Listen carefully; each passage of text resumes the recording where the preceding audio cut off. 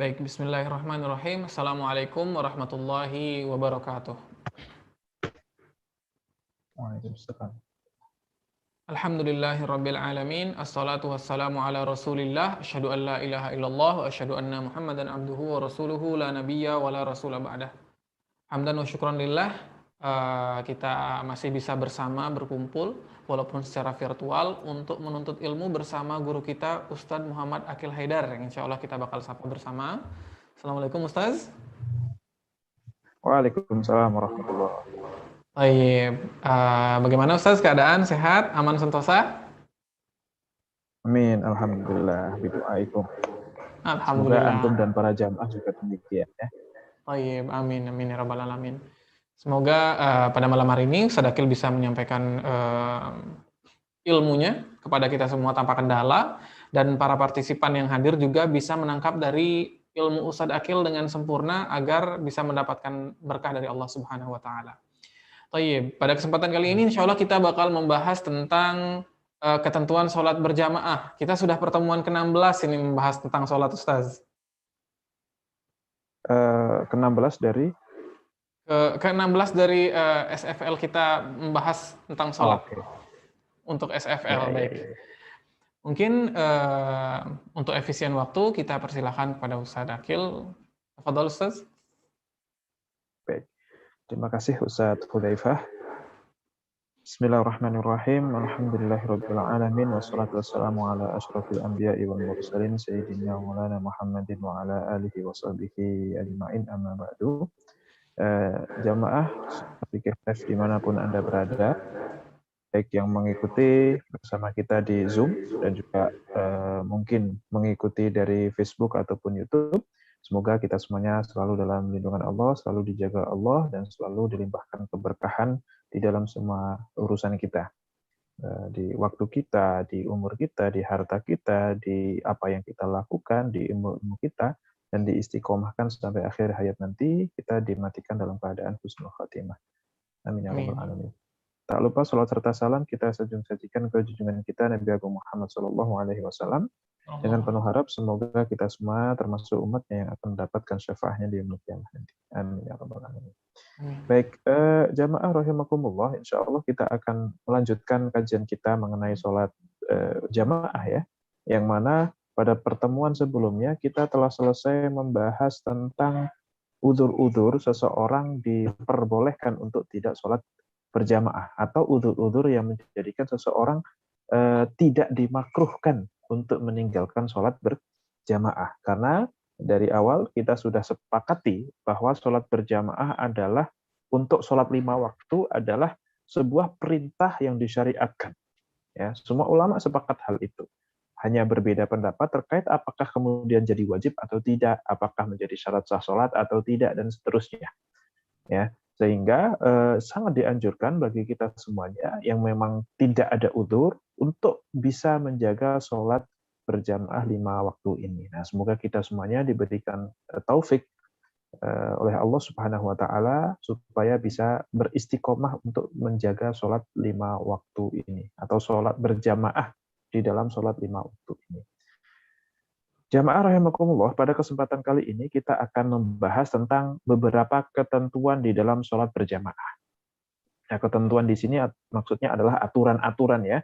Baik nanti aturan yang sifatnya adalah wajib, yang harus dikerjakan ketika kita melaksanakan sholat berjamaah, ataupun juga ketentuan yang sifatnya adalah anjuran saja, kesunahan saja.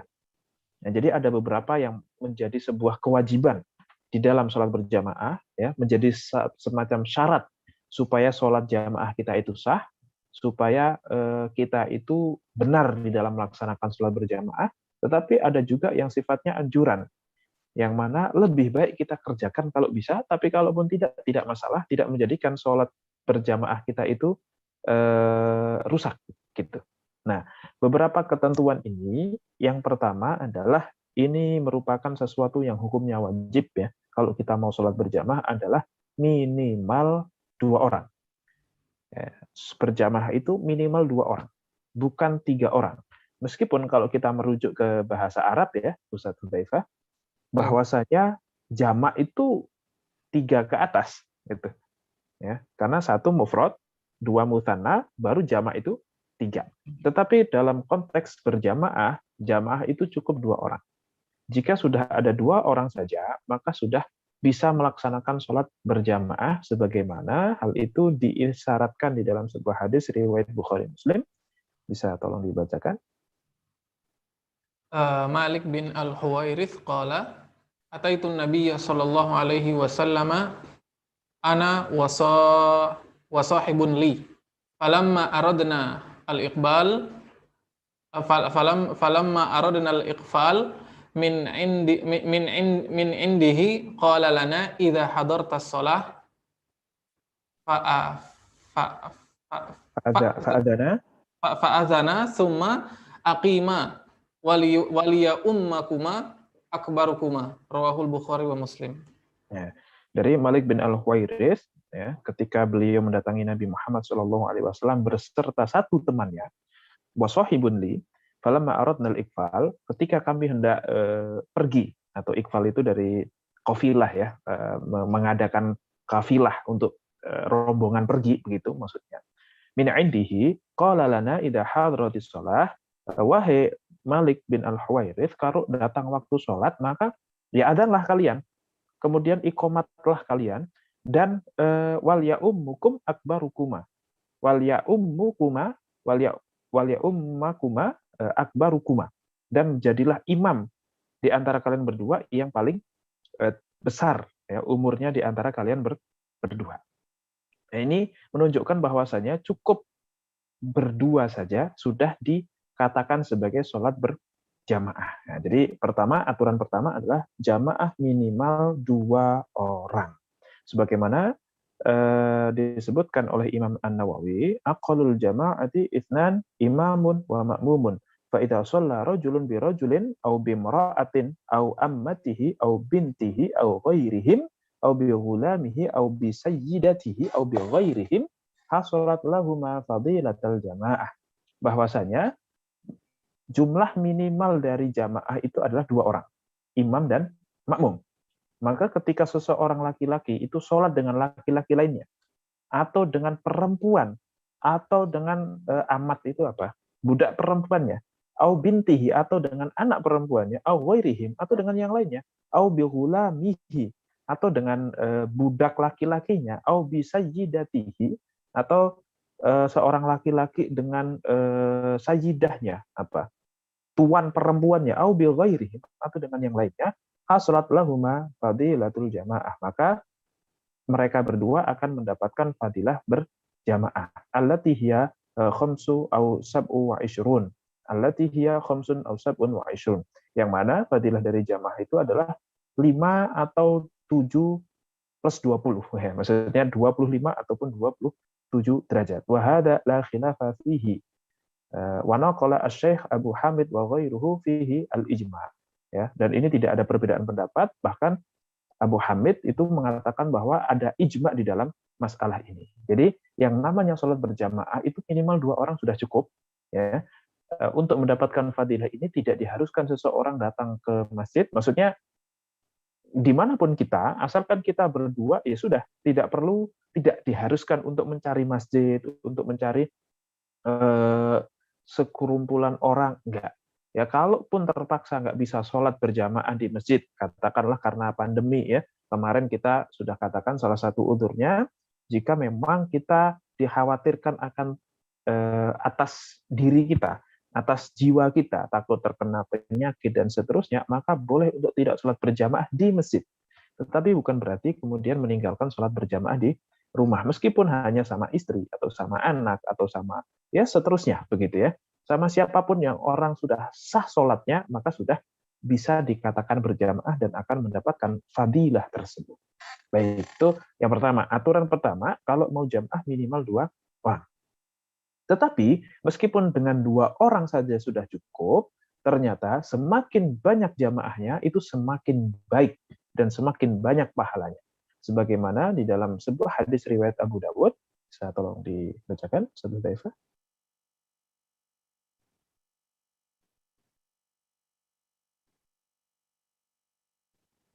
Ustaz Hudzaifah? Kok belum ada suaranya?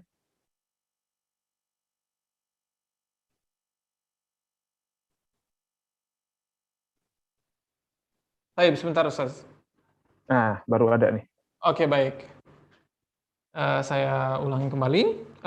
Rawa Ubay bin Ka'ab anna Nabiy sallallahu alaihi wasallam qala salatul rajuli ma'ar rajuli azka min salatihi wahdah wa salatul rajuli ma'ar rajulaini azka min salatihi ma'ar rajuli wa ma kana aktsar fa huwa ahabbu ila Allah taala rawahu Abu Dawud. Nah, bahwasanya Rasulullah Shallallahu Alaihi Wasallam itu bersabda di dalam sebuah hadis riwayat Abu Dawud yang diriwayatkan dari sahabat Ubay bin Ka'ab, bahwasanya sholat seorang dengan satu orang laki-laki dengan laki-laki lainnya, maksudnya berdua, itu azka min sholatihi wahdah, lebih baik, lebih utama dibandingkan sholatnya sendirian. Wa sholatur rajuli ma'ar rajulaini, dan sholatnya satu orang dengan dua orang, ya maksudnya sholat bertiga itu azka min sholatihi ma'ar rajul, itu lebih baik dibandingkan sholat berdua. Wa makana aktsar wa ahabu ilallah, dan pokoknya semakin banyak jamaahnya maka itu lebih dicintai oleh Allah Subhanahu wa taala. Hadis riwayat Abu Dawud. Maka kalau kita dihadapkan oleh dua jamaah, katakanlah dua masjid gitu ya, ke kanan ya dekat, ke kiri ya dekat. Nah, cuman yang jamaahnya lebih banyak yang mana? Yang kanan. Maka kita disunahkan untuk mencari masjid yang lebih banyak jamaahnya dibandingkan yang sedikit. Kenapa? Ya karena lebih afdol yang banyak. Nah, ini disebutkan di dalam kitab Al-Majmu', ada beberapa kasus nih ya. Falau kana bi jiwarihi masjidun qalilul jam'i wa bil bu'di minhu masjidun aktaru jam'an fal masjidul ba'id aula. Kalau Masya Allah. di sampingnya itu kok ada masjid yang sedikit jamaahnya dan ada masjid yang lebih jauh, itu lebih banyak jamaahnya, maka lebih utama untuk mencari masjid yang lebih banyak jamaahnya, meskipun dia lebih jauh. Itu kondisinya seperti itu. Jadi al-ibrah laisa bil qurbi wal bu'di walakin bil kasroh gitu.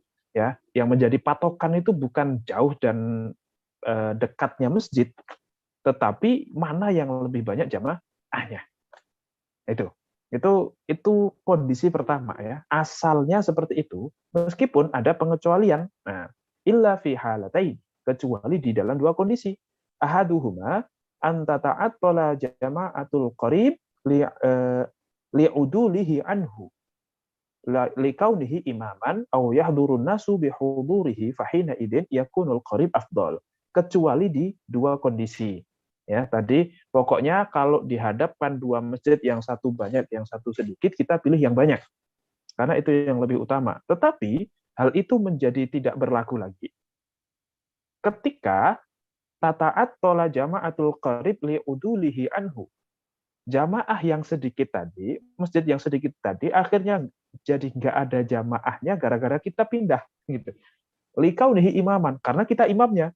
Gara-gara kita imamnya, kita, wah ternyata jamaah yang lebih banyak, lebih bagus. Ya sudahlah, daripada saya di masjid itu, jamaahnya cuma 2 orang, saya sama muadzinnya, mendingan saya ke masjid sana saja. Nah, itu menjadi tidak benar gitu ya, atau malah tidak dianjurkan ketika kita imamnya. Sehingga kalau kita pergi ke jamaah yang lebih banyak, jamaah di masjid yang samping ini yang lebih dekat itu jadi hilang. Jadi nggak ada jamaah. Itu yang pertama. Atau ayah duran nas bihudurihi, atau jamaahnya jadi berhenti, kita bukan imam sih, tapi kita itu adalah seorang mandor dari proyek begitu ya, yang mana kuli-kuli kita itu kalau sholat ngikutin kita. Kalau kita sholat di situ, mandornya akan ikut ke situ. Kalau kita sholat di tempat yang jauh, yang jamaahnya lebih banyak, semua kulinya akan ikut juga sama kita. Nah, gara-gara kita tinggal itu masjid, akhirnya yang sholat cuma imamnya doang. Karena makmumnya itu cuma kita dan kuli-kuli kita, pekerja kita doang. Nah, kalau kita nggak ada, semua ikut ke sono semua. Nah, akhirnya kan nggak ada jamaah. Nah, kalau kondisinya seperti ini, maka lebih baik kita stay di jamaah yang sedikit. Kenapa? Karena supaya tetap ada jamaah di situ. Jangan Baik. sampai gara-gara kita mencari jamaah yang lebih banyak, akhirnya ada satu masjid yang dikorbankan, jamaah jadi hilang di situ. Ya, itu kan egois ya, pengen pahala yang lebih banyak, tapi dengan kita mencari pahala yang lebih banyak, malah ada masjid yang terbengkalai. Itu jangan sampai. Makanya yang namanya ibadah itu bukan dengan nafsu. Kalau nafsu egois, ya saya pengennya ke sana, begitu kan ya. Tetapi dengan perintah. Tapi karena perintahnya menunjukkan lebih baik di situ, ya sudah. Oke lah, insya Allah pahalanya tetap lebih banyak di situ, gitu. Baik. Meskipun secara hukum dasarnya, secara teks hadisnya seperti itu yang kondisi pertama. Kemudian yang berikutnya, ayakuna imamul ba'idi mubtadi'an. Nah, jamaah di Masjid sono sih banyak jamaahnya, tetapi imamnya ahlu bid'ah. Imamul ba'id ayakuna imamul ba'idi mubtadi'an. Imam masjid yang jamaahnya banyak itu adalah ahli bid'ah. Apa ahli bid'ah? Apakah ahli bid'ah itu tukang berjanji, tukang tahlilan? Bukan. Ternyata disebutkan oleh Imam Nawawi kal mu'tazili. Seperti orang Mu'tazilah, imamnya orang Mu'tazilah wa ghairihi. Ya, atau yang lainnya, Mu'tazilah, Jabariyah, Qadariyah dan seterusnya, atau apa ya, katakanlah ya pokoknya yang seperti inilah. Ahmadiyah. Baik. Kalau Ahmadiyah, ini Allahu a'lam ya, Ahmadiyah itu apakah masih digolongkan sebagai muslim atau tidak, karena meyakini ada nabi setelah Malah kafir ya, Rasulullah gitu kan ya, malah bisa bid'ah yang mengkafirkan. Itu salah satunya adalah katakanlah Ahmadiyah, walaupun katakanlah seperti itu ya, walaupun saya juga tidak mengetahui apakah dikafirkan atau tidak keberadaan Ahmadiyah ini, tapi minimal dia ahlu bid'ah lah, minimal ahlu bid'ah. Yang disebut ahlu bid'ah itu yang seperti itu, bukan yang sekedar melakukan kunut subuh. Iya sih, menurut Hanafi itu memang bid'ah, tetapi tidak bisa dikatakan orang yang ahli kunut subuh disebut sebagai bid'ah. Wa ghairihi au fasikon, atau dia fasik. Fasik itu maksudnya dia udah terkenal dia pejabat ya. Jadi imam dia pejabat. Tapi ketahuan sekali setiap ada uang yang mengalir ke desa itu dipangkas dulu sama dia. Uang di desa itu harusnya cair 1 M. Tapi enggak, tanda tangan dia, lewat tanda tangan dia, akhirnya yang turun cuma 750 juta. Nah, itu udah fasik itu. Ya, ngambil harta yang bukan haknya, itu udah fasik. Maka jangan, ya kalau mau jamaah sama dia enggak apa-apa. Tapi kalau ada pilihan lain, mending cari jamaah yang lain. Bahkan kalaupun dia jamaahnya lebih banyak, ya karena dia pejabat kan ya, bawahannya banyak, bawahannya semuanya sholat sama dia, bermakmum sama dia gitu. Nah, tetapi kita tetap lebih milih mending yang dikit aja, asalkan imamnya itu bener lah. Ya meskipun dia cuma merebot ya, kehidupannya cuma masjid, pasar. Ke pasar itu cuma buat cari konsumsi jamaah aja. Masjid, pasar, paling sama beli karbol buat bersih-bersih toilet dan seterusnya. Tapi insya Allah dia tidak pernah makan harta yang haram, dia tidak fasik, dia tidak pernah melakukan hal-hal yang aneh. Dengan jamaah sama beliau jadi imam malah lebih aman. Ya, atau fasik. Au la ya'taqidu wujuba ba'dil arkani fal qarib afdal. Atau dia adalah orang yang tidak meyakini sebagian rukun. Nah, ini kalau di dalam Taqiyuddin Al-Hisni adalah seperti mazhab Hanafi. Jadi kalau sono kok imamnya mazhab Hanafi, mendingan dia yang sedikit aja. Kenapa? Karena mazhab Hanafi tidak meyakini sebagian rukun. Maksudnya tidak meyakini kewajiban sebagian rukun. Iktidal bukan rukun. Duduk di antara 2 sujud bukan rukun.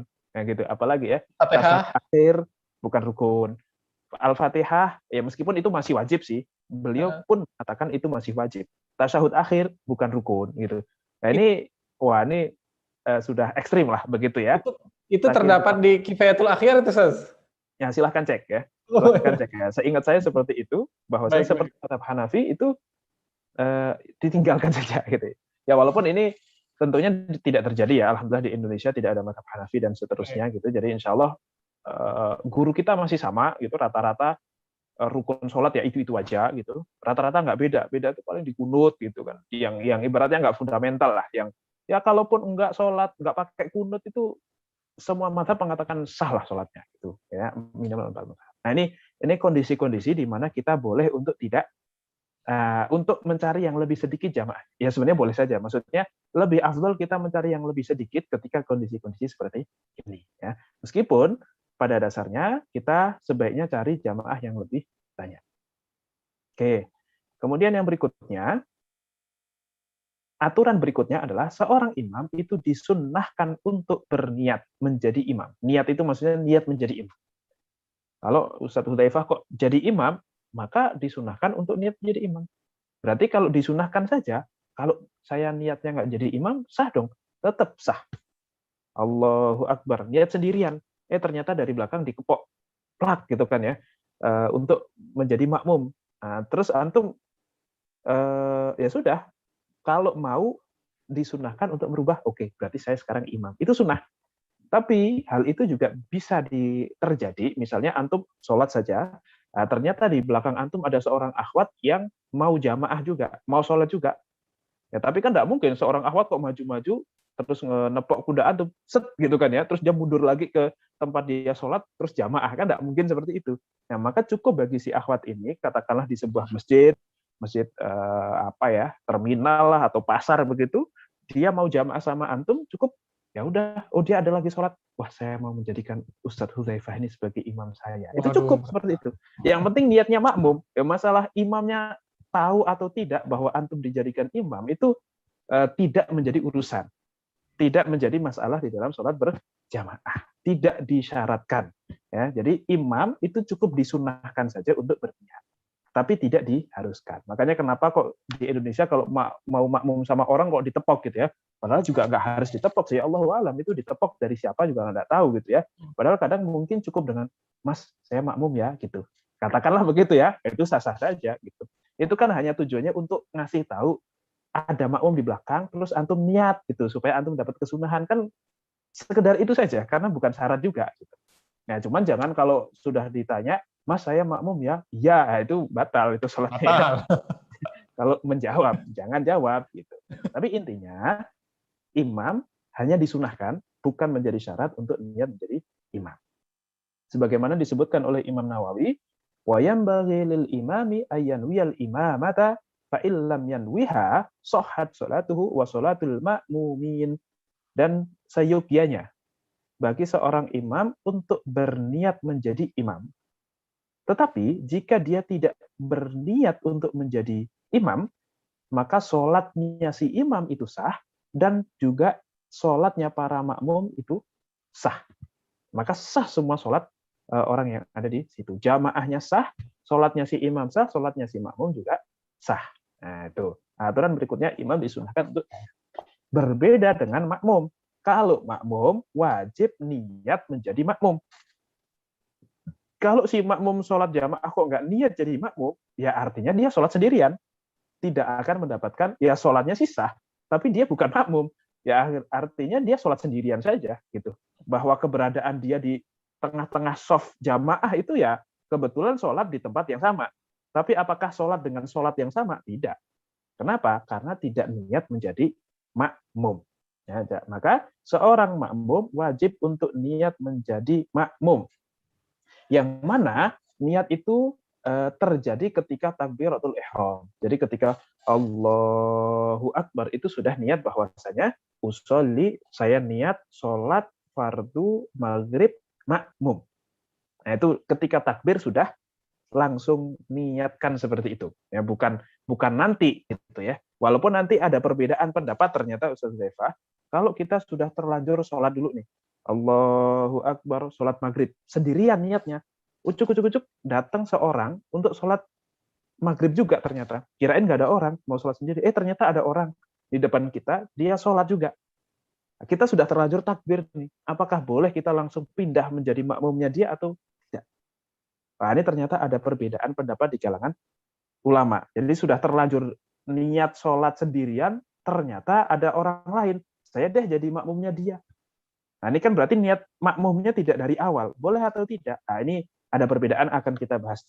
Tetapi sebaiknya atau yang lebih selamat, yang disepakati dulu lah, itu adalah kita sudah niat dari takbiratul ihram. Jadi ketika kita mulai sholat itu sudah menentukan siapa imam kita. Wa takunu hadhihi niyyah makrunatan bi takbiratul ihrami kasairi ma yanwihi. Dan niat untuk menjadi makmum itu sudah ada atau disandingkan dengan takbiratul ihram sebagaimana niat-niat selainnya. Maksudnya niat saya sholat apa? Sholat yang wajib hukumnya. Yang wajib apa? Karena yang wajib banyak. Wajib maghrib, usolli fardal maghribi. Itu kan tiga hal yang harus disebutkan di dalam niat, tambah satu lagi makmuman. Nah, itu empat hal yang harus disebutkan bagi seorang makmum ketika berniat dalam takbiratul ihramnya. Oke, kemudian yang berikutnya dia harus menentukan siapa imamnya gitu. Jadi ketika katakanlah ada 2 atau 3 orang yang sedang sholat sendiri-sendirian nih. Wah, ini saya kalau mau sholat jamaah, saya punya 3 pilihan imam nih. Apakah saya mau bermakmum kepada Ustadz Hudzaifah? Apakah Ustadz Hudzaifah lah imam saya? Ataukah Ustadz Solihin? Ataukah Ustadz yang lain? Gitu kan? Ada 3 orang, dia sedang memilih gitu. Kira-kira siapa yang paling pas menjadi imam saya? Ya, katakanlah ini seorang akhwat mau memilih imam gitu. Maksudnya imam sholatnya. Harus Imam akhwat. sholatnya. Maksudnya imam sholat gitu. Baik. Tentu nggak perlu istikharah, gitu, nggak perlu cuman imam sholat gitu, tetapi wajib untuk ditentukan dari awal. Jangan kemudian, wah udahlah, siapa saja nanti, pokoknya saya sholat dulu, pokoknya saya jamaah. Entah siapa yang duluan rukuk, itulah imam saya. Itu tidak boleh. Dari awal sudah harus menentukan. Oh, kok sepertinya Ustadz Hudzaifah pakaiannya lebih rapi, bacaannya lebih fasih, kemudian lebih khusyuk, lebih tenang. Ya sudah deh, saya sama Ustadz Solihin saja, karena Ustadz Hudzaifah kayaknya lama gitu kan ya. Karena kalau khusyuk lama gitu, jadi saya milih yang cepat aja gitu. Katakanlah seperti itu ya. Nah, itu harus ditentukan di awal. Apapun pertimbangan dia, pokoknya harus ditentukan di awal. Siapa imam saya harus ditentukan di awal gitu. Itu kalau kita sebagai makmum. Tapi kadang, oke, kita menentukan sudah ada 3 orang yang sholat di depan kita. Katakanlah itu masbuk semua, satu soft masbuk semua. Kita datang setelah imam pertama sudah salam. Nah, kita sudah bukan masbuk lagi ya, udah telat jamaahnya udah selesai, kita baru datang. Kita mau jamaah juga, oke, memilih di antara yang masbuk ini. Oke, kita tentukan si A jadi imam kita. Nah, datang lagi lah orang lain yang sama-sama datang setelah jamaah selesai. Nah, dia mau jamaah juga bareng kita. Oh, si Ustadz Hudzaifah ini lagi jamaah ini. Tapi saya nggak tahu imamnya Ustadz Hudzaifah itu yang mana, karena di depannya banyak sekali orang yang sedang sholat masbuk. Nah, cukup bagi dia untuk pokoknya saya sholat berjamaah dengan imamnya Ustadz Hudzaifah. Saya nggak tahu sih imamnya Ustadz Hudzaifah itu siapa. Nah, itu cukup dengan seperti itu sudah. Oke, boleh gitu. Nah, meskipun nanti baru tahu, oh ternyata imamnya Ustadz Hudzaifah itu si Ustadz Solihin toh. Karena apa? Karena ketika Ustadz Solihin ruku, Ustadz Hudzaifah juga ruku. Nah, itu kan baru ketahuan ya. Itu tidak masalah. Tapi dia harus menentukan dulu bahwa, oh saya sholat berjamaah bersama si Ustadz Hudzaifah. Gitu. Nah, jangan malah dia menentukan sendiri. Kok kayaknya si ini deh. Ternyata salah, beda gitu. Nah, kalau sudah berbeda seperti itu ya maka jadi 2 jamaah dong gitu. Oh, berarti saya beda gerbong nih dengan Ustadz Hudzaifah gitu. Baik, kemudian yang berikutnya, sang imam yang sudah kita pilih untuk menjadi imam itu bukanlah seorang makmum. Atau maksudnya statusnya bukan menjadi seorang makmum. Kalau dia masih berstatus menjadi makmum, maka tidak boleh bagi kita untuk menjadi makmumnya dia. Ya kita bermakmum kepada imamnya dia aja. Gitu. Nah, bukan berarti kalau tadi ya Ustadz Hudzaifah lagi makmum sama Ustadz Solihin, tiba-tiba datang Ustadz siapa, misalkan Ustadz Syihab gitu ya, dia udahlah saya nggak tahu siapa imamnya Ustadz Hudzaifah, saya makmumnya sama Ustadz Hudzaifah saja. Nah, itu salah. Baik. Yang benar adalah saya makmum kepada imamnya Ustadz Hudzaifah, yang mana katakanlah Ustadz Solihin gitu ya, walaupun Ustadz Syihab ini dalam kondisi nggak tahu siapa imamnya Ustadz Hudzaifah. Katakanlah seperti itu. Ya, jadi seorang imam yang diangkat menjadi imam bukan berstatus sebagai makmum dari orang lain. Ya, karena seorang makmum tidak bisa menjadi imam. Nah, makanya seorang imam yang ideal itu ya harus seorang imam gitu. Jangan yang sholatnya menjadi makmum terus gitu kan ya. Dia harus menjadi seorang imam. Kemudian yang berikutnya ada kesunahan ketika kita hendak melaksanakan sholat berjamaah itu untuk muhafadzah ala takbiratul imam. Untuk mendapatkan takbirnya imam. Ya, jadi ya masbuk itu nggak apa-apa. Ya bahwa motonya Ustadz Hudzaifah lebih baik terlambat daripada tidak itu benar juga itu kan ya. Tetapi kan kalau bisa nggak terlambat lebih baik kan gitu ya. Moto Ustaz. Baik. Ya atau yang lain lah begitu. Bahwa ketika terlambat itu tidak masalah memang, tetapi sebisa mungkin mendapatkan takbiratul ihram gitu ya, karena memang ini ya riwayat dari para ulama salaf itu sangat luar biasa di dalam menjaga untuk mendapatkan takbiratul ihram imam gitu ya. Terlebih lagi ada ya seorang ulama yang di dalam kitab Ihya Ulumuddin itu dikatakan bahwasanya ulama salaf dulu kalau sampai telat takbiratul ihram maka dia akan menghukum dirinya dengan apa ya, mempersempit keinginan-keinginannya. Biasanya makan ayam jadi makan orek doang. Ya pokoknya disiksa gitu, dihukum secara secara apa ya, biasanya makan apa diturunkan standarnya itu selama 3 hari gara-gara ketinggalan 1 kali takbir imam. Kalau sampai ketinggalan jamaah, dia melaksanakan itu sampai 7 hari. 7 hari dia menghukum dirinya sendiri. Ya, ini luar biasanya ulama zaman dulu di dalam semangat untuk mengejar takbiratul ihram. Dalilnya apa? Salah satu dalilnya adalah hadis riwayat Bukhari Muslim, "Innama ju'ilal imamu liyutamma bih." Sesungguhnya dijadikan imam itu untuk diikuti. Fa idza kabbara fakabbiru. Nah, kalau si imam itu kok bertakbir, maka takbirlah. Nah, ini kan menunjukkan bahwasanya kita harus mengikuti takbiratul ihramnya si imam. Ini ada perintah untuk mengikuti takbiratul ihramnya si imam. Nah, ini dalil sebagai sebagai dalil bahwasanya kita takbir itu ya setelah takbiratul ihramnya imam. Jangan kita takbir setelah imam itu sedang duduk tahiyat gitu.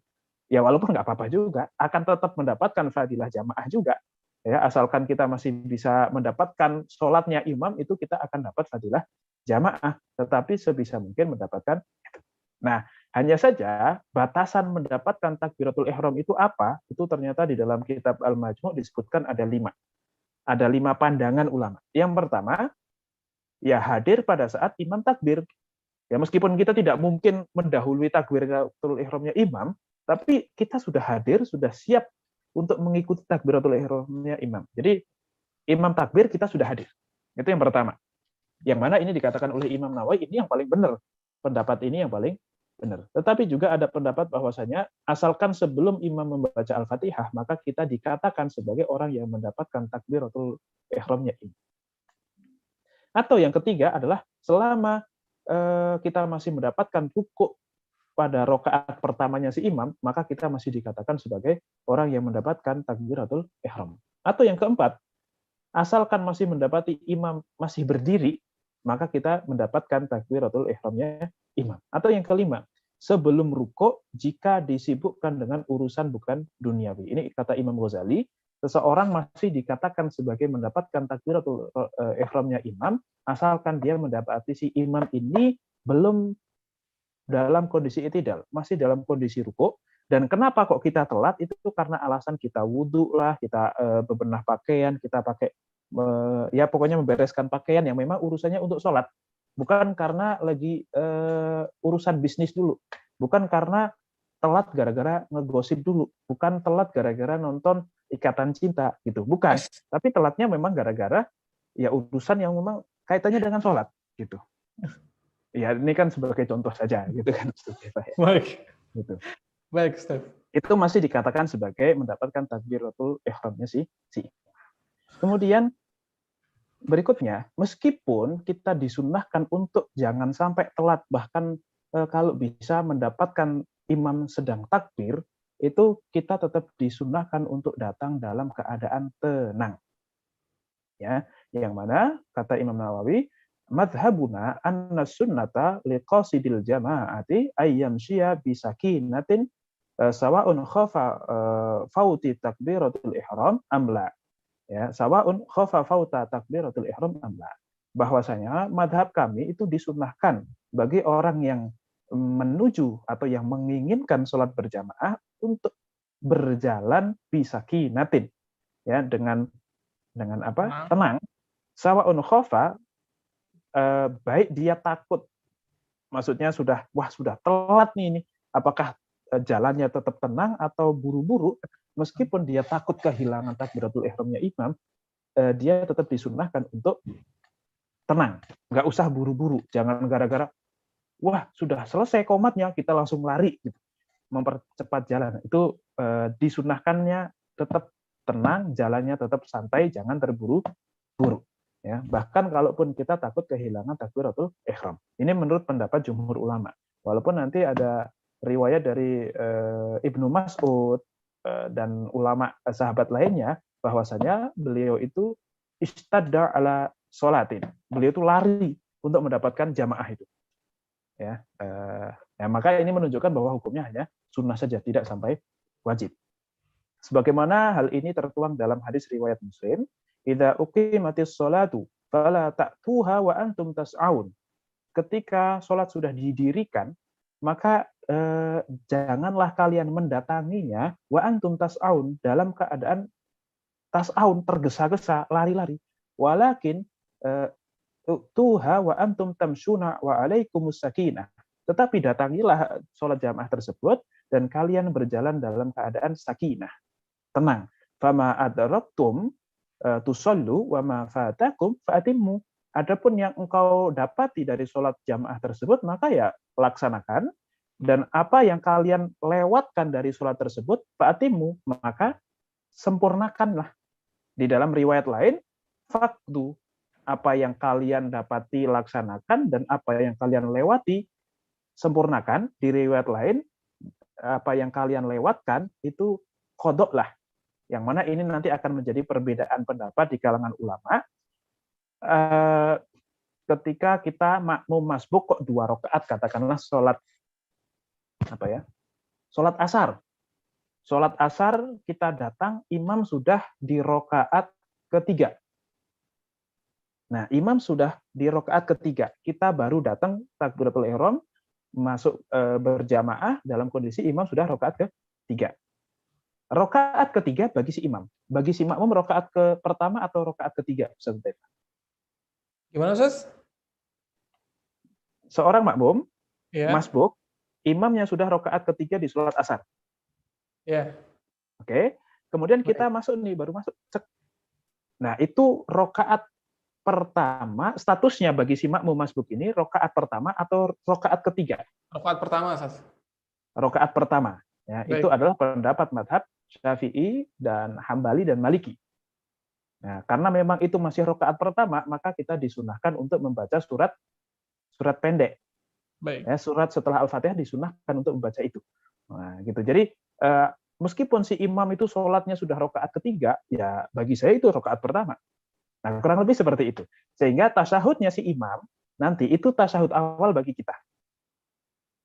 Baik. Nah, sama ketika kita sholat subuh. Sholat subuh, di rakaat kedua kita baru masuk. Itu berarti masih rakaat pertama kita. Imam kunut, kita ikut kunut karena imam kunut. Tetapi nanti di rakaat kedua, itu karena rakaat kedua imam setelah selesai, gitu ya, berarti kita kan nambah 1, gitu kan ya. Nah, karena kita nambah 1 itu posisinya sebagai rakaat kedua, maka nanti disunahkan untuk doa kunut lagi. Nah, tetapi di dalam mazhab Hanafi tidak seperti itu. Imam rakaat keberapa? Imam rakaat ketiga. Ya udah, itu rakaat ketiga juga bagi si makmum. Jadi urutannya 3, 4, 1, 2. Nah, setelah si imam selesai, baru kita mengkodok rakaat pertama dan rakaat kedua. Sehingga kesunahan untuk membaca surat bukan di rakaat ketiga atau di rakaat pertamanya kita, tetapi justru malah setelah imam selesai kita baru baca surat pendek. Baik. Nah, ini perbedaan sedikit saja sih, gitu ya, yang mana ya bagi orang awam tidak terlalu ada bedanya ya. Ya ini hanya ilmu bagi yang sering masbuk saja. Kalau yang nggak sering masbuk kayaknya nggak penting-penting amat ini. Okay. Gitu. Tapi ya perlu untuk kita tahu.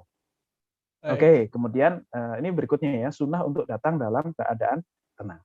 Kemudian, jika sudah iqomah, maka jangan melaksanakan sholat sunnah. Nah, kita datang, imam kok sudah iqomah, maka kita tidak dianjurkan untuk melaksanakan sholat sunnah. Sebagaimana di dalam sebuah hadis, idza uqimatis sholatu fala sholata illal maktubah. Jika sholat sudah dilaksanakan, maka tidak ada sholat kecuali sholat fardu.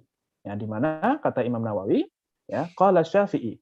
Imam Syafi'i berkata, wal ashab, dan juga ashab madhab Syafi'i, idza uqimatis sholatu kuriha likulli man aradal fariidah iftitahu nafilatin, ya, dimakruhkan jika sholat sudah didirikan, maka dimakruhkan bagi setiap orang yang hendak melaksanakan sholat fardu untuk membukanya dengan sholat nafilah. Sawa'un kanat sunnatan ratibatan. Baik sholat nafilahnya itu adalah sunnah rotibah, sholat rawatib, litilkal sholah, untuk sholat tersebut, qobliyah katakanlah, au tahiyatul masjid, atau dia itu adalah melaksanakan tahiyatul masjid au ghairiha, ataupun yang lainnya, li umumi hadzal hadits wa sawa'un faraqul muadzinu min iqamatis shalah am kana fi athnaiha. Baik muadzin itu masih dalam keadaan iqamah lagi Allahu akbar, maka kita baru datang tuh. Ya udah, kita sudah nunggu saja. Enggak usah sholat sunnah. Am kana fi athnaiha. Ya. Baik imam si muadzin itu sedang iqamah atau sudah selesai. Apalagi kok sudah selesai iqamah, maka langsung sholat fardu saja, meskipun belum sempat melaksanakan sholat qabliyah. Tetapi, nah, bisa tolong dibacakan? Agak banyak. Wa haka ibnul Munzir an ibni Mas'udin annahu shalla rak'atail fajri wal imamu fil maktubah wa qalat ta'ifatun idza wajadahu fil fajri wa lam yakun shalla sunnataha yakhruj ila kharijil masjid fayusalliha thumma yadkhul fayusalli ma'ahu al-fariidah. Hakahu Ibnul Munzir an Masruq wa Mahkul wal Hasan wa Mujahid wa Hamad bin Abi Sulaiman wa qala Malik. Tayyib. Ibnu Munzir menceritakan dari Ibnu Mas'ud bahwasanya Ibnu Mas'ud itu melaksanakan sholat sunnah fajar, sedangkan imam sudah mulai sholat subuh. Tapi karena Ibnu Mas'ud itu telat gitu ya, udah pokoknya sholat sunnah qobliyah subuh dulu, gitu ya. Waqol atau baru, padahal imam sudah sholat jamaah gitu ya untuk sholat subuh. Setelah dia selesai Ibnu Mas'ud baru bergabung dengan imam untuk melaksanakan sholat berjamaah.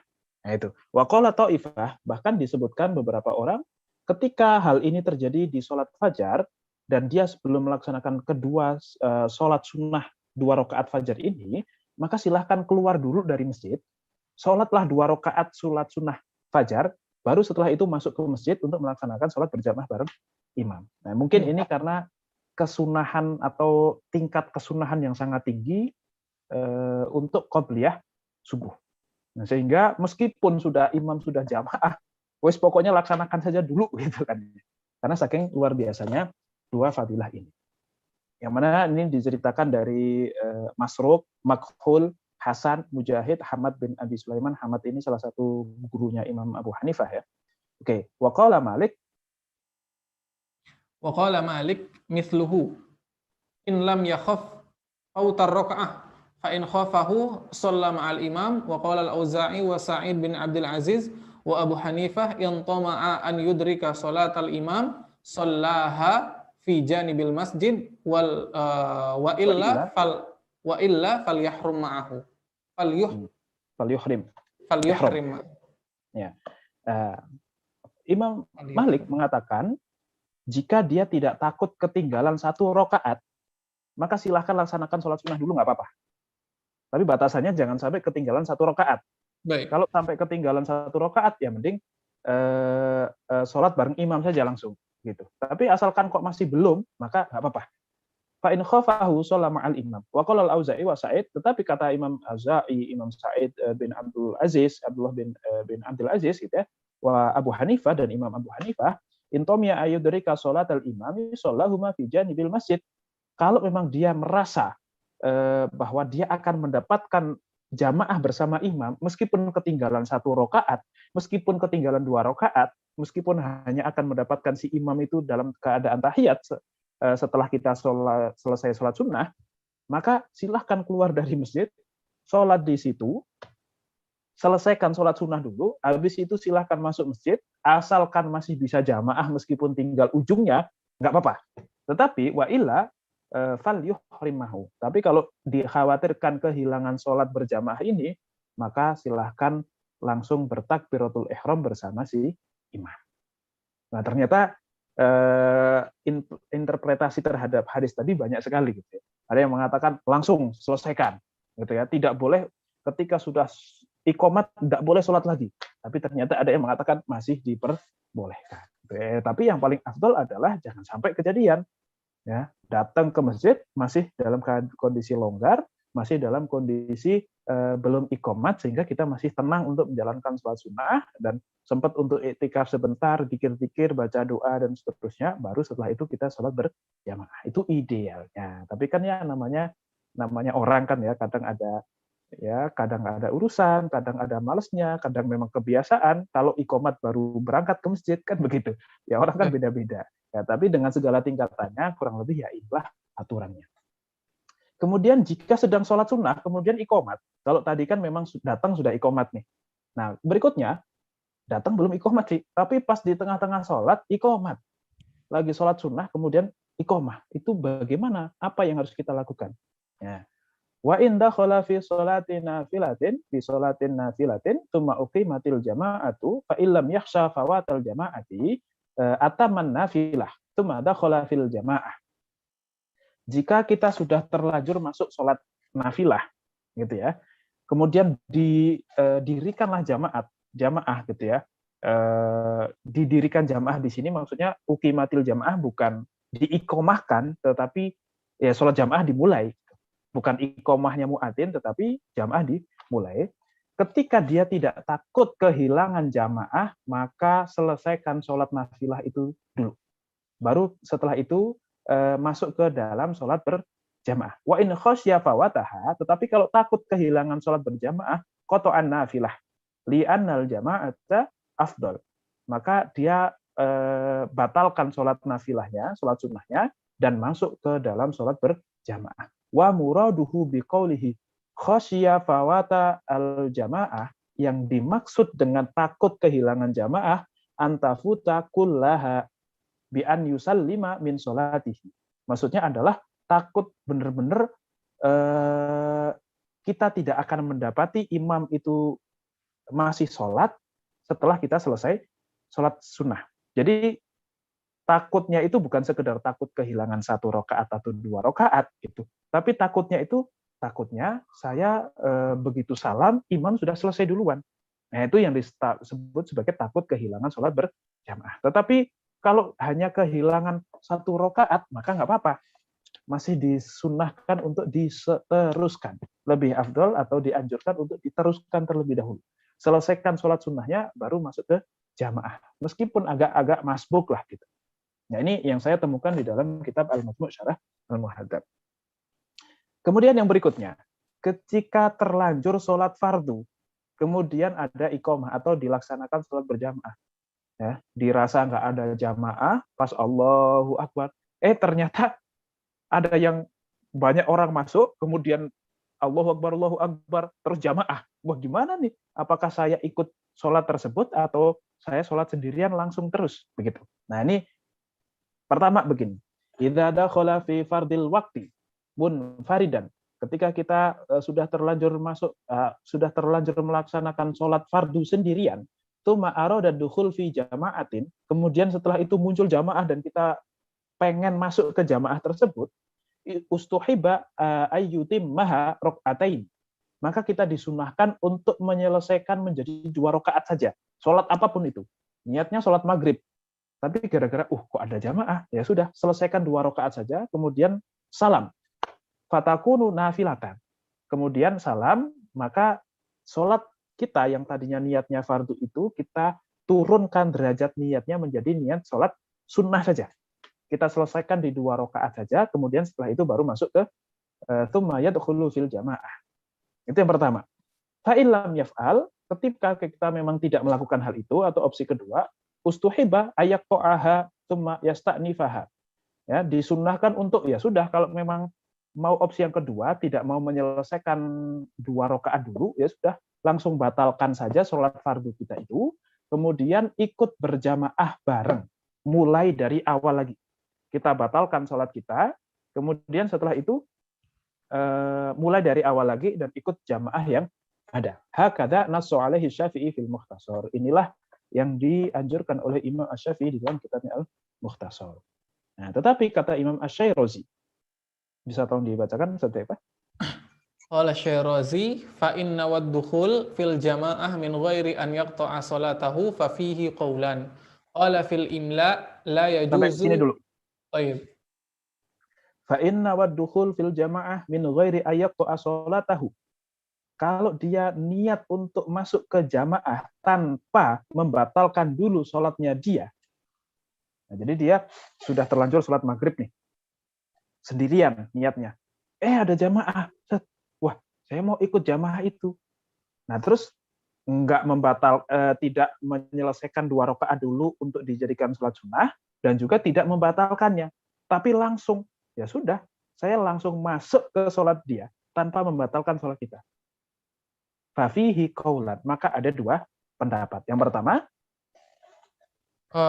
fil imla'i la yajuzu wa tabtulu salatuhu li'anna tahrimatahu sabaqat tahrimatal imami falam ya, yajuz kama law hadara ma'ahu fi awwalis salati fakabbir qablah.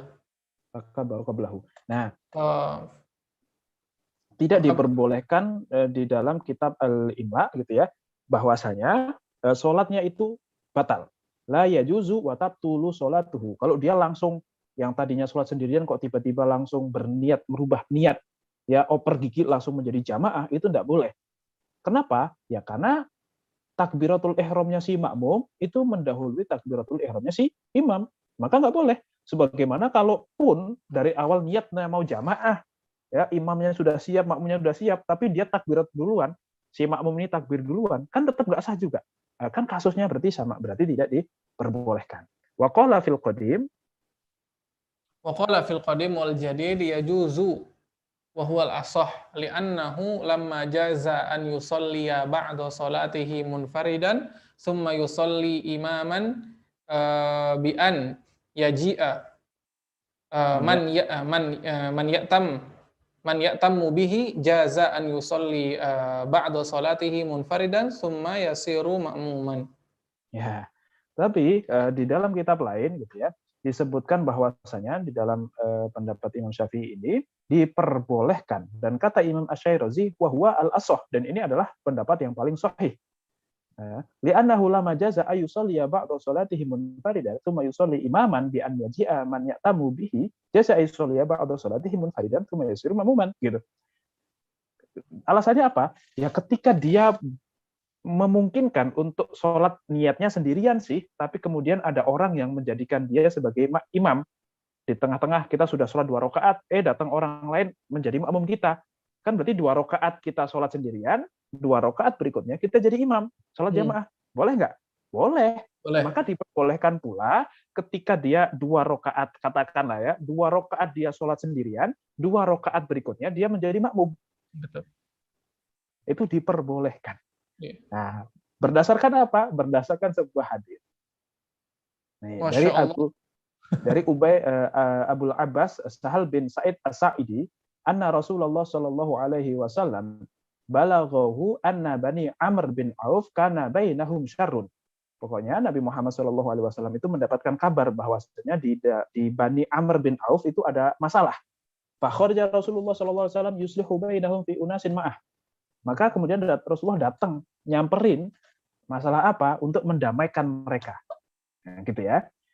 Fahu bisa Rasulullah SAW wahanatis sholah. Kemudian karena sedang mendamaikan, akhirnya Rasulullah itu terpenjara di sana atau tertahan, tidak bisa pulang karena mungkin masalahnya belum beres gitu ya.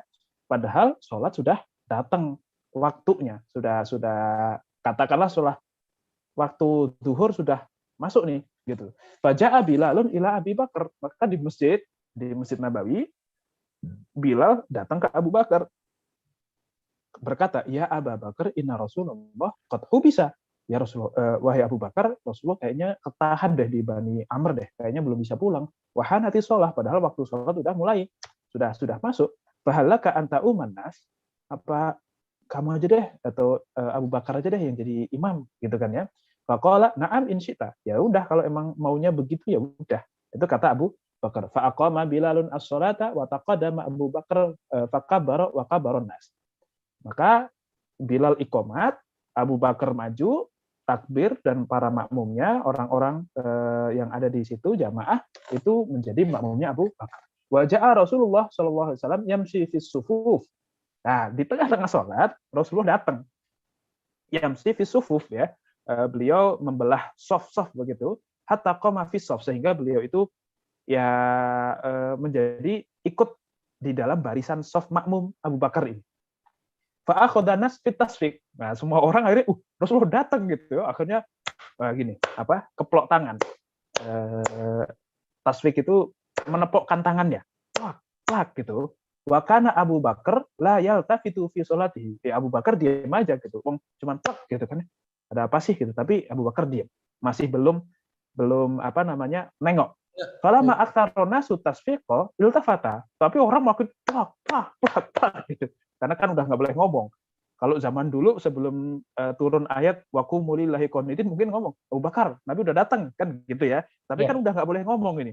Posisinya sudah turun ayat tersebut, udah nggak boleh ngomong. Akhirnya cuma nepok-nepok tangan aja. Kok makin rame? Kenapa? Gitu ya. Akhirnya Abu Bakar baru nengok. Faidah Rasulullah. Ada Rasulullah udah datang ternyata. Dia ikut jamaah gitu. Fa asyara ilahi Rasulullah sallallahu alaihi wasallam. Maka Rasulullah mengisyaratkan kepada Abu Bakar untuk udah lanjut aja jadi imam, dah gitu. Diisyaratkan oleh Nabi. Farafa Abu Bakar yadahu fahamidallah. Kemudian Abu Bakar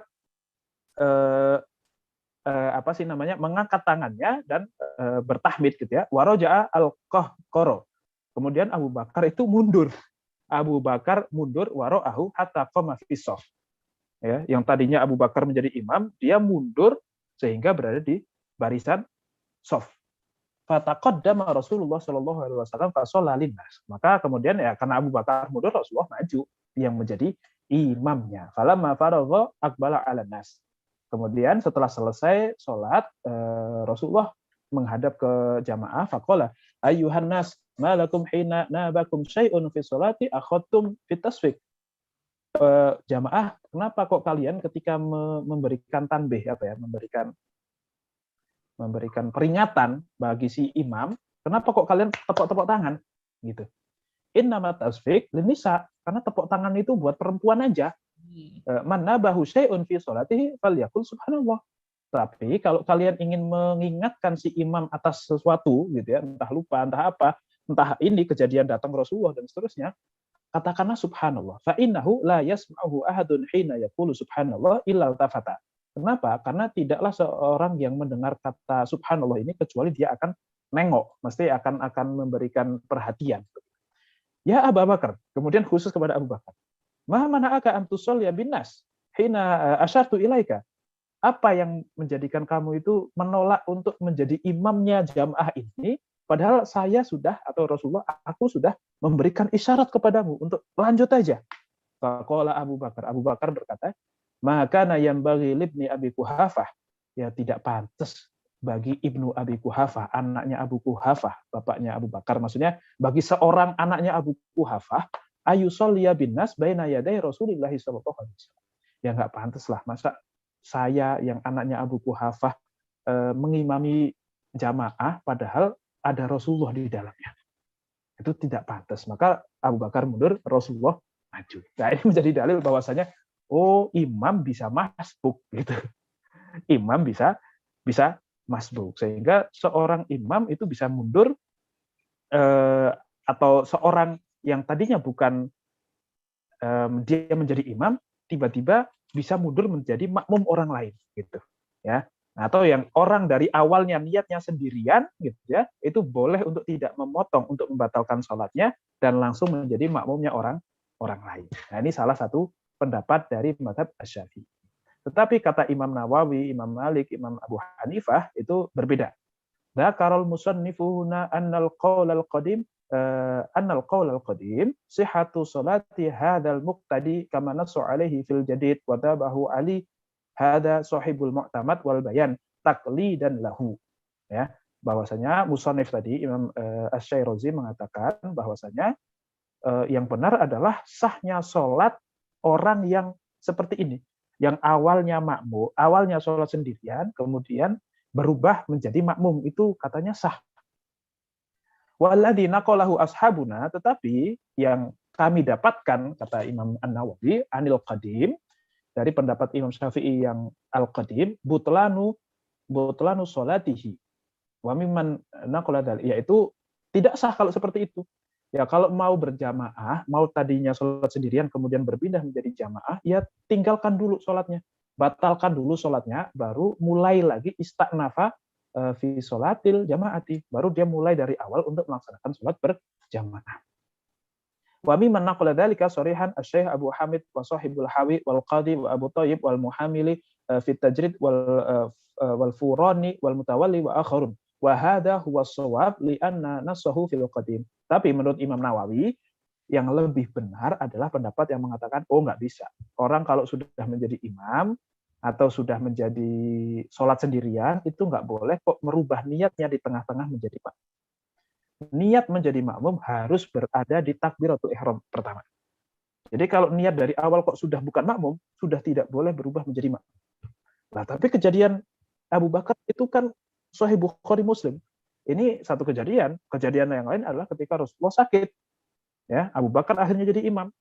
Tetapi tiba-tiba Rasulullah datang gitu ya, semangat untuk mengimami mereka. Akhirnya Rasulullah yang di depan, Abu Bakar mundur lagi gitu. Ya ini kejadian lagi dan hadisnya di riwayat Bukhari Muslim. Nah, beberapa mentakwil hadis ini dengan wah itu khusus kalau Nabi saja. Ya kalau Nabi keutamaannya sangat-sangat ibaratnya luar biasa. Tapi kalau yang datang kok imam rawatib biasa gitu ya kayak Ustadz Hudzaifah begitu kan ya, meskipun beliau itu mungkin satu-satunya LC di kampung ya gitu. Tapi ya kalau telat ya udah jamaahnya imamnya yang lain aja, nggak harus nunggu dia. Nah kalau Ustadz Hudzaifah datang ya sudah Ustadz Hudzaifah jadi makmum aja, nggak usah kemudian kok si imamnya mundur untuk menjadikan Ustadz Hudzaifah sebagai. Nah ini katakanlah seperti itu ya. Itu hanya khusus untuk Nabi saja, bukan yang lainnya kejadian. Ini Imam Nawawi, Imam Malik dan Imam Abu Hanifah itu mengatakan seperti itu. Baik, oke, mungkin itu dulu ya Ustaz Hudzaifah. Masih banyak sebenarnya ketentuan-ketentuan dari sholat berjamaah, tetapi kita cukupkan sampai di sini. Baik, saya kembalikan lagi kepada Ustaz Hudzaifah. Baik, syukran jazakumullah khairan pada Ustaz Akil atas ilmunya tentang ketentuan sholat berjamaah yang mungkin banyak hal yang luput dari pengetahuan orang awam, Ustaz. Termasuk saya pribadi juga ada hal yang baru yang saya ambil dari ilmu antum barusan. Kita berikan kesempatan bagi para partisipan yang ingin bertanya langsung melalui raise hand dan insya Allah kita bakal membaca setelah itu di pertanyaan chat. Baik, silahkan. Partisipan yang ingin bertanya langsung ada Bapak Alzam. Baik, tafadhol. Assalamualaikum. Waalaikumsalam. Ya, Pak Ustadz pengen bertanya tentang tadi hadis Bukhari Muslim yang fayu kabir gitu ya, ketika imam takbir maka makmum harus langsung bertakbir. Nah dari wazannya kan fi'il amar ya, walaupun nanti hukumnya bisa beda-beda nih. Ketika fi'il amar tadi disebutkan jatuhnya jadi sunnah ya, sunnah bareng takbiratul ihram sama imam. Tapi di lain pendapat juga kan ada yang mengatakan menjadi sebuah keharusan ketika imam takbir kalau enggak berarti kelewat satu rakaat. Itu hadis tapi dua penafsiran. Nah, mohon diperjelas lagi Pak Ustadz. Oh ya, baik. Jadi itu dalil itu sebenarnya banyak sekali ya digunakan di dalam berbagai bab gitu. Maksudnya kita bisa menyimpulkan banyak hukum. Nah, salah satunya yang tadi disebutkan itu dalil atau hadis tadi digunakan untuk mendalili keutamaan atau adanya perintah untuk mendapati takbiratul ihramnya si imam. Kenapa? Karena di situ dikatakan fa idza kabbara fakabir. Kalau imamnya takbiratul ihram, ikutlah bersamanya. Setelah itu baru kamu takbir. Nah, ini kan ya ada perintah untuk kita itu mendapati takbiratul ihramnya imam. Itu yang di sini yang dititik beratkan di dalam kasus tadi adalah masalah itunya. Jangan sampai kamu takbir di saat kamu sudah kelewatan lama dengan takbiratul ihramnya imam. Kita nggak tahu takbiratul ihramnya imam, barulah kita takbir. Nah, ini kan berarti tidak mendapati sesuai dengan hadis tadi. Gitu. Tapi ya nggak apa-apa juga gitu ya, karena memang masbuk itu juga tidak masalah gitu.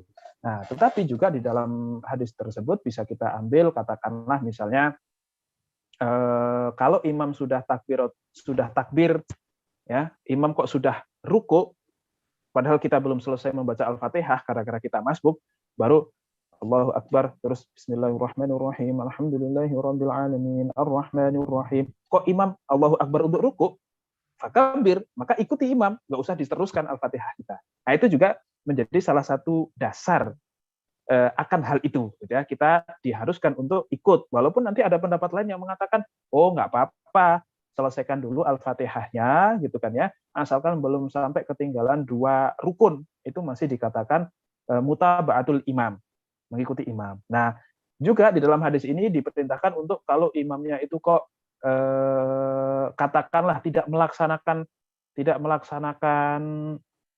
tahiyat awal, ya sudah, makmum juga tidak melaksanakan tahiyat awal. Kalau imamnya kok tidak kunut, ya sudah, makmum nggak usah ikut kunut. Itu maksudnya ju'ilal imamu liyutamma bihi. Imam itu dijadikan panutan. Ya, jadi kalau imam melakukan apa, ya itu yang kamu lakukan. Jangan kok menyelisihi. Itu. Nah, ini dari satu hadis memiliki banyak sekali kandungan hukum yang bisa kita ambil. Nah, kita sertakan hadis di sini untuk mengambil syahid, untuk mengambil kesimpulan bahwasanya ada perintah untuk mendapatkan takbiratul ihramnya si imam, sebagaimana di dalam hadis diperintahkan untuk mengikuti takbiratul ihramnya si imam. Itu saja sih. Gitu. Allahu a'lam bishawab. Baik. Kita lanjut ke pertanyaan selanjutnya, Ustaz. Ini ada pertanyaan dari chat. Assalamualaikum Pak Ustadz. Kalau misalkan kita nih kebetulan sholat jamak di masjid karena posisi kita musafir, terus di tengah ada orang mau mendirikan jamaah, apakah kita boleh jamaah tapi niatnya jamak, ataukah kita sholat sendirian saja? Syukran. Ya, kalau sholat jamak itu diperbolehkan untuk berjamaah dengan siapapun, gitu. Kalau hanya sekedar jamak. Tapi kalau qashar itu tidak boleh berjamaah kepada yang tidak qashar. Misalnya, kan seorang yang jamak nggak harus qashar, seorang yang qashar nggak harus jamak. Kita ke Bandung, katakanlah begitu, datang sholat zuhur, sudah, saya mau jamak saja tapi nggak qashar. Oh, berarti sholat zuhur 4 rakaat, habis itu langsung sholat asar 4 rakaat. Kita sholat zuhur udah beres nih, 4 rakaat beres. Habis itu pas mau sholat asar, ada jamaah, ya sudah, kita ikut sholat berjamaah bersama dia. Meskipun dia sholatnya sholat zuhur, kita sholat asar, itu tidak masalah. Itu boleh, nggak apa-apa. Nah, ya tentu berjamaah lebih bagus daripada tidak. Tetapi kalau kita mau qashar, ya kita mau qashar, kok terus ada yang jamaah, kok dia juga sedang sholat berjamaah begitu. Oh, kita mau sholat qashar 2 rakaat zuhurnya. Nah, itu boleh kita berjamaah dengan dia asalkan dia juga qashar. Tapi kalau dia nggak qashar, dia kok 4 rakaat, ya, dan kita qashar, itu tidak boleh kita berjamaah dengan dia. Baik. Nah, kecuali kita imamnya nggak apa-apa. Pokoknya yang sholat qashar tidak boleh makmum kepada yang tidak qashar. Bahkan katakanlah rakaatnya sama. Ya, musafir, saya nggak mau Jumatan, tapi saya mau sholat zuhur aja.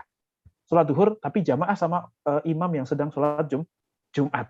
Kan sama-sama 2 rakaat ya. Dia 2 rakaat sholat Jumat, kita 2 rakaat sholat zuhur qashar. Itu enggak boleh. Padahal sama-sama 2 itu.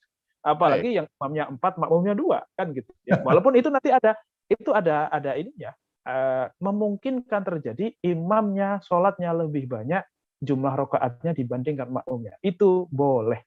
Dan nanti ada keterangannya bagaimana teknisnya. Oke. Baik. Kemudian nih pertanyaan selanjutnya dari YouTube, Ustaz. Oke. Jadi dari YouTube, dari Bapak Rivendra. Di masjid depan rumah saya ada masjid besar, tapi bacaan imamnya yang sudah uzur dan suka salah, bacaannya lemes dan kurang enak didengar, namun tidak mau diganti. Waduh, lengkap nih Ustaz. Akhirnya saya selalu berusaha pilih sholat di masjid lebih jauh dan bacaan imamnya lebih baik. Tapi kasihan juga, masjid depan rumah jadi sepi dan kurang makmur. Bagaimana Ustaz? Ya, ini memang dilema ya yang seperti itu ya. Memang makanya kita itu wajib untuk belajar tentang ya sholat berjamaah, tentang fikihnya. Meskipun sholat berjamaah itu sudah sering kita laksanakan, gitu ya, tetapi kita tetap wajib belajar, mempelajarinya. Supaya apa? Supaya nanti ketemu tentang bab imamah, bab siapa yang lebih afdal jadi imam. Supaya apa? Supaya kita itu sadar diri, gitu. kira-kira posisi saya dibandingkan orang lain itu lebih afdal apa enggak. Nah itu biasanya ya, kalau dia kok belajar, dia kok tahu, insya Allah akan bisa memposisikan diri. Ya, akan bisa, oh bacaan saya itu memang ya insya Allah sudah sah sih, tapi kok ya udah tua gitu kan ya. Bismillahirrahmanirrahim gitu kan ya, dibandingkan yang mungkin muda-muda bacaannya bagus-bagus gitu, Nggak mau suaranya juga diganti. oke gitu kan ya. Nah itu kan tentu kalau sudah tua kok kita maksa ganti juga nggak sopan, kita Baik. muda. Tetapi sudah tua kok nggak ibaratnya nggak tahu diri, itu juga masalah juga gitu. Ya makanya sebelum kita jadi tua dan sebelum kita di dalam posisi orang tidak berani untuk menegur kita, kita harus berilmu dulu supaya kita pandai memposisikan diri. Gimana ya kalau perkataan Umar itu? Ta'allamu qabla an tusayyidu gitu. Belajarlah kalian sebelum kalian itu disayidkan, sebelum kalian itu diposisikan tinggi di hadapan orang. Kenapa? Kalau sudah di dalam posisi tinggi itu mau belajar sudah bingung. Mau belajar yang nggak enak, malu, dan seterusnya. Maka kita persiapkan diri untuk menjadi orang besar. Kalau mau jadi orang besar itu harus tahu ilmunya dulu. Kenapa? Kalau sudah jadi orang besar, sudah malu untuk mencari ilmu. Atau sudah dalam posisi mau mencari ilmu ke siapa orang yang kita mau belajar sama dia, dianya malah yang canggung sama kita, gara-gara kita sudah terlalu punya nama besar dan seterusnya. Nah gitu.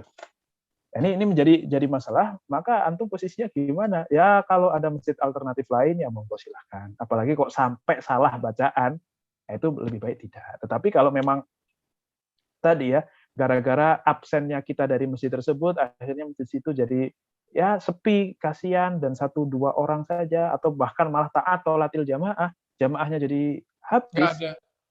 Nah, mendingan kita di situ. Asalkan sholatnya sah ya. Maksudnya bacaan yang salah itu cuma sekedar bacaan surat atau bukan bacaan yang inti, bukan bacaan Al-Fatihahnya, bukan bacaan takbirnya, bukan bacaan salamnya. Tapi kalau sampai Al-Fatihahnya yang bermasalah, nah itu sudah harus cari yang lain. Sudah tidak boleh di situ lagi. Ya masalah dia nggak tahu diri atau mungkin susah kok dibilangin dan seterusnya, ya kita doakan yang terbaik aja lah. Itu paling yang bisa kita lakukan. Amin, amin. Baik. Ini udah ada Bapak Dirgantara yang angkat tangan, Ustaz. Monggo silahkan. Assalamualaikum warahmatullahi wabarakatuh, Ustaz. Waalaikumsalam. Mungkin agak ini ya, melebar pertanyaan Ustaz masalah jamaah Jumat, Ustaz. Di tempat saya itu jamaah Jumat kalau lagi musim liburan, teman-teman yang S1 itu pada balik ke kampung. Nah, kita teman-teman Indonesia ini nggak cukup 10 orang, cuma mungkin 5 orang gitu, Ustaz. Apakah prioritas Jumat ini lebih diutamakan atau sholat duhur aja, Ustaz? Sebenarnya sekalipun semuanya sudah ngumpul, kalau misalnya kita mau ngikut mazhab Syafi'i, ya 40 itu sangat sulit. Kita nggak bakalan pernah mendapat sholat Jumat kalau gitu. Kalau kita mau ikut Syafi'i, Ustaz. Nah, tadi kalau misalnya kalau teman-teman udah pada balik, kemudian teman-teman Indonesia ini kadang mau Jumatan, ya saya bagaimana juga ya untuk ini ya, kita mau berjamaah tapi mereka kadang mau Jumatan tapi jumlahnya nggak mencukupi, Ustaz. Bagaimana itu, Ustaz? Apakah tetap Jumatan, setelah itu duhur lagi atau gimana? Ya itu beberapa yang akhirnya melakukan itu ya. Hati-hatinya adalah sholat duhur dan juga sholat Jumat dulu, habis itu ditempel dengan sholat duhur gitu. Tapi memang sih kalau di Jakarta pun sangat susah gitu, karena sholat-sholat di perkantoran itu kalau mengikuti mazhab Syafi'i ya tidak sah juga. Maksudnya tidak bisa dikatakan sebagai sholat Jumat juga, karena mereka bukan mustautin. Mereka itu bukan musafir, tapi bukan mustautin gitu. Nah, orang yang bukan musafir kan tetap wajib Jumatan. Tetapi syarat sahnya Jumatan itu harus hadir 40 orang yang wajib sholat Jumat dan mustautin.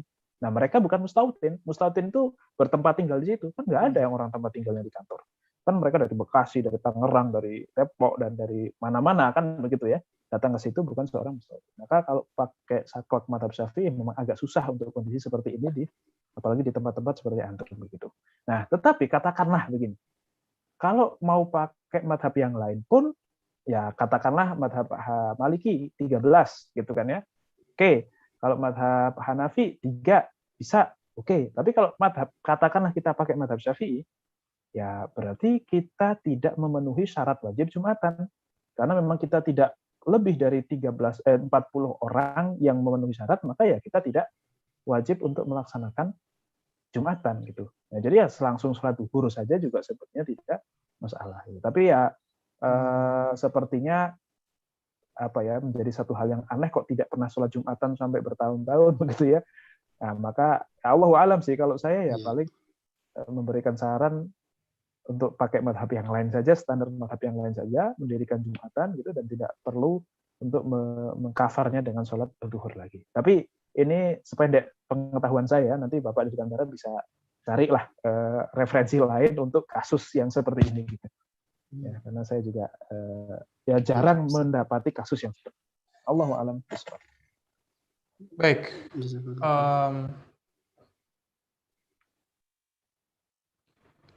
Baik, syukron jazakallahu khairan kepada Ustaz Akil. Tadi sudah Anda lihat di FB juga tidak ada pertanyaan, Ustaz. Mungkin di YouTube ada 2 pertanyaan yang bisa antum jawab secara singkat saja, Ustaz. Oke. Ini ada 2 pertanyaan lagi. Yang pertama, saya baca semua langsung ya, Ustaz. Ya, boleh. Yang pertama, batas tahiyat awal itu sampai di mana, Ustaz? Kemudian yang kedua, Assalamualaikum warahmatullahi wabarakatuh. Waalaikumsalam. Pak Ustaz, hukum sholat di rumah sendiri apakah berdosa? Ya. Tasyahud awal sampai asyhadu an la ilaha illallah wa asyhadu anna Muhammadar Rasulullah, Allahumma sholli ala Muhammad. Titik. Bahkan wa ala ali Muhammadnya pun tidak. Allahumma sholli ala Muhammad. Titik. Oke, kemudian yang berikutnya, sholat di rumah itu berdosa atau tidak? Ya, kita sudah bahas di 2 pertemuan sebelum ini gitu ya, tentang hukum sholat berjamaah. Ya, kalau menurut jumhur ulama, hukumnya adalah sunnah muakkadah atau fardu kifayah. Sehingga kalau kita sholat di rumah, ya tidak masalah gitu. Tidak berdosa, tetapi makruh karena meninggalkan sesuatu yang hukumnya sunnah muakkadah. Jadi kalau bisa tetap sholat berjamaah. Tapi kalau enggak, ya asalkan masih sholat, insya Allah ya masih nggak apa-apa lah gitu kan. Sholat aja syukur ya, tayyib. Baik, mungkin itu pertanyaan terakhir menjadi penutup pertemuan kita kali ini, Ustaz. Ada closing dari antum? Ya, mungkin cukup ya. So, kita lanjutkan di berikutnya saja. Insya Allah kita akan lanjutkan pertemuan tentang sholat ini bersama Ustaz Akil di jam dan hari yang sama. Mungkin pada pertemuan kali ini hanya itu saja yang dapat kami sampaikan. Jazakumullahu khairan kepada Ustaz Akil, kepada para partisipan yang menyaksikan melalui Zoom ataupun YouTube dan FB. Semoga selalu dalam keistiqomahan dan bertambah ketakwaannya kepada Allah Subhanahu wa taala. Mungkin kita sudahi saja, Ustaz? Ya. Kita bersama-sama tutup kajian kali ini dengan doa kafaratul majelis bersama. Subhanakallahumma wa bihamdika asyhadu an la ilaha illa anta astaghfiruka wa atubu ilaik. Assalamualaikum warahmatullahi wabarakatuh. Waalaikumsalam.